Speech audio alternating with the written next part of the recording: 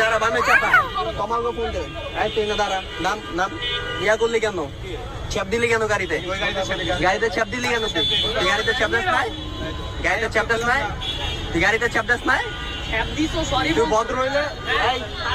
মিমি তোমার নাম মিমি না আমি ভিডিও ডিলিট করে দেবো খোদার কসম ওরে যা সুন্দর মতো সরি বলতে হলো তোমাদের সামনে ভিডিও ডিলিট করে দেবো